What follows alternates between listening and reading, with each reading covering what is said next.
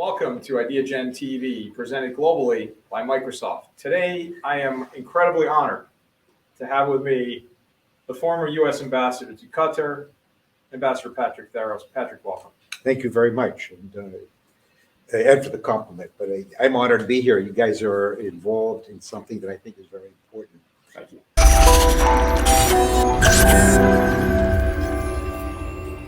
Ambassador, you served during a different time. You were an ambassador representing this great country at a different point in its history. Mm-hmm. And I'd love to hear from you, and I know our audience would as well. Love to hear about your role. What was your role? What was it like? After thinking a bit about the question, I suddenly realized that the best way to describe the role of an American ambassador in a country is the CEO of a subsidiary of a large company that does everything. I mean, sort of what Amazon is striving to do, to control the world. And you're doing it in a microcosm. Sure. You're doing it, but you don't represent the Department of State. You represent the President of the United States writ large, in the sense that he represents the country. You have to have an understanding of what the national policy is actually too narrow a word. What is America trying to accomplish, right? And what we tell ourselves what we say we're trying to accomplish at that time, it was manage a world order for the benefit of everyone. But we would manage that world order. Other people see it as the Americans want dominance all over the world.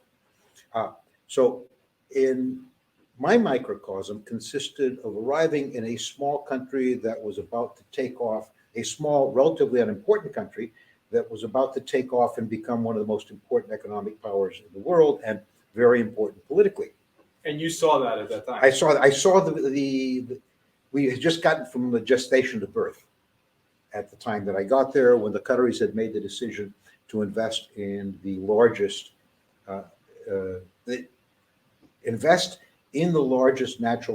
single natural gas deposit in the world, using a technology whose economic viability had not yet been proven, which is liquefied natural gas. They and Mobil Oil Company took this huge leap into the unknown and invested a tremendous amount of money into something that no one was really sure was going to make money. And they did. And they are now Australia and the Qataris are the three countries that are vying to be the largest exporter of liquefied natural gas in the world. And so what were my responsibilities as ambassador representing the totality of American interests? The biggest responsibility that I had, and perhaps the most difficult, was getting my government's attention as to what was going on. Because I'll tell you, if you're a tiny country trying to deal with the United States, which is a really big country, getting the attention of the big country is very hard. So that was probably the single most important thing, was getting the attention of my country, getting the attention of my government, and saying, we got to do certain things because this is happening, and we've got to position ourselves. Like, I didn't have a commercial attaché. Why didn't I have a commercial attaché? Because at the time we were selling about $70 million a year to the Qataris, total. And now we're at $4.5 billion. But you need a commercial attaché. This is just one example. Sure. We had an American population when I got there of 500. American citizen population. Now, you're not counting the military, you've got an American citizen population of 10,000. I had one consular officer. So all these things that were getting resources from Washington. Secondly, Qatar has its own relationships with countries around there, many of which, like Saudi Arabia, for example, had much deeper relationships with the United States, were able to influence U.S. policy and to able to influence U.S. policy against the interests of Qatar. And my job, again, was to fight with my opposite number at the embassy in Riyadh, saying, no, I'm not going to let you I'm not going to let you persuade Washington to do what the Saudis want. I'm going to persuade Washington to do what the Qataris, what is more to the benefit of our relationship with the Qataris. And then it's conveying this back out. I'll give you one example, is the Qataris decided that they wanted an American university, full-fledged American university in Qatar. The U.S. government thought it was insane and told me over and over again, don't waste you're wasting your time. You've got a tiny embassy and you don't have the time. As it has become one of the most important, in my view, the single most important development in American higher education abroad that has ever happened. You now have 5 American universities, full-fledged, totally independent American universities operating in a foreign country, something that has never been done before. But again, this was, you have a totality. We didn't have a military relationship with the Qataris. First time they wanted to buy anything, I had to figure out how to do the documentation. Let me tell you, the documentation of arms sales is mind-numbing, and I had nobody there who knew how to do it. That includes me. And we had to do it. So all these things. And today, Qatar is a country that has just been declared a major non-NATO ally, and the country that hosts the single largest U.S. Army prepositioning facility in the world, the country that hosts the most important air base east of Europe. Without our access to El Udeid, we would not be able to function in the Indian Ocean basin and the Middle East. We have a country that moved, that has done an enormous number of things that are of great benefit to the U.S., but you've got to be able to take advantage of those benefits. And this is the job of an ambassador.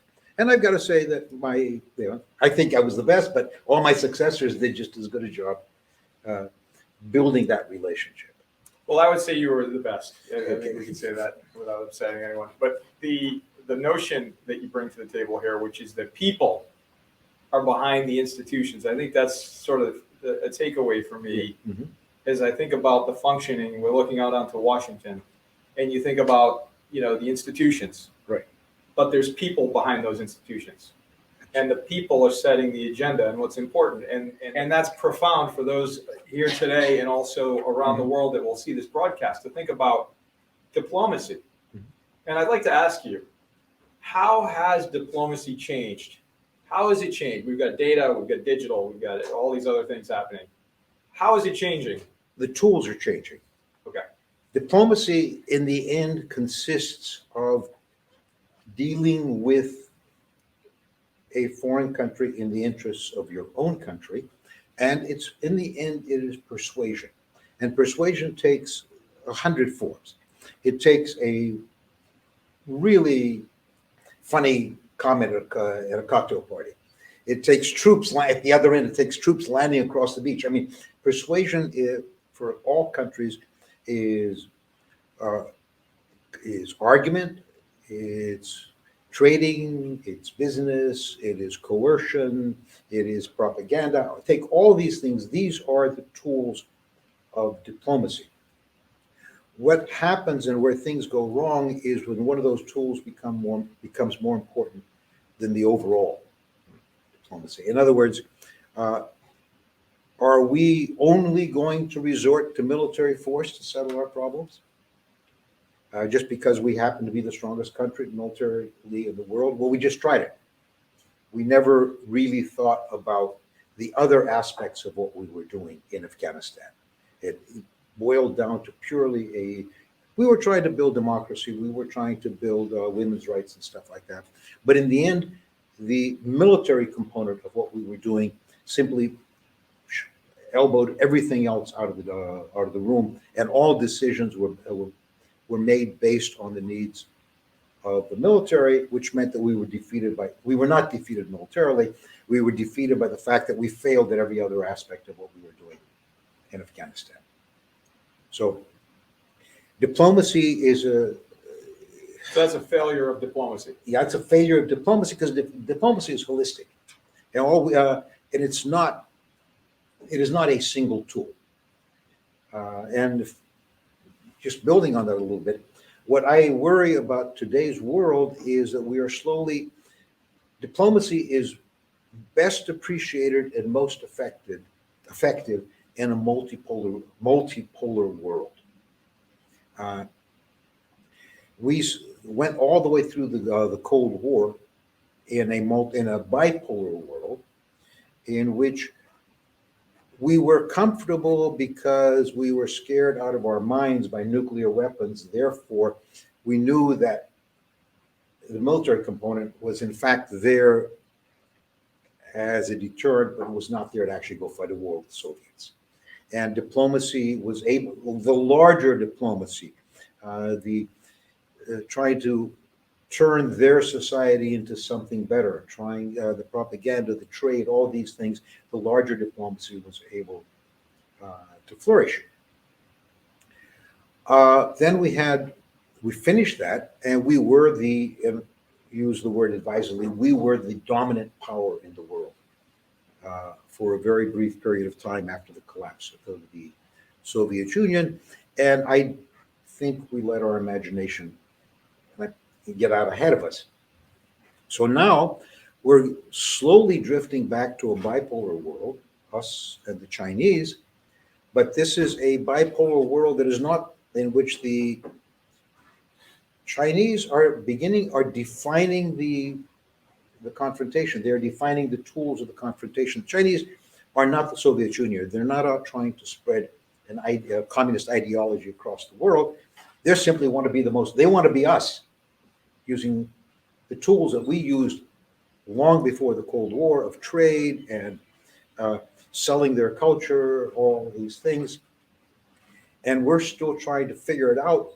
And what I most worry about is that there's another trend in American history, which has been the dominant trend for most of our history, is isolationism.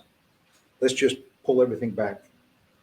There is a very strong sense of isolationism reemerging in this country. And that isolationism is in some ways the death of diplomacy.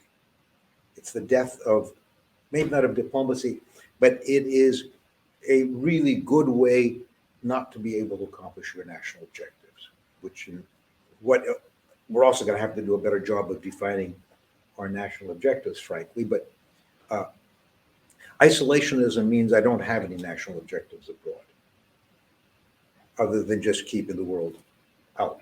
Whether it's keeping immigrants out, or keeping foreign trade out, or keeping foreign ideologies out, or keeping anything else out, which is happening to a degree. Now, this tension has always been present in American history. You go all the way back, the War of 1812 was basically the internationalists won over the isolationists, and that's why we went to war with Britain, and it sort of turned out okay, but that's it. Wow, this is, it's profound to hear your insights, especially when you juxtapose your experiences in a country like Qatar that was up and coming and has arrived on many levels, vis-a-vis today, and all of the things that we're all aware of happening on the global stage and even in the great United States of America. And so many, if not all, developed nations have special offices in their foreign services, which are responsible for diplomacy actions. How important is this specific aspect into increasing capacity for innovation compared to the more traditional offices in embassies, et cetera? It's one more tool, and it is an enhanced tool. It is a tool that is more important. When I first came into the Foreign Service, and we have to learn how to deal with it, because I'll tell you, we don't always deal in the Foreign Service and in other organizations. We don't always deal with the new tools intelligently. And just to describe a quantum jump in communications that has now been part of the digital world, but at the time when I joined the Foreign Service, most and I'll take 2 minutes of boring you with how we wrote cables, how we wrote telegrams in 1964.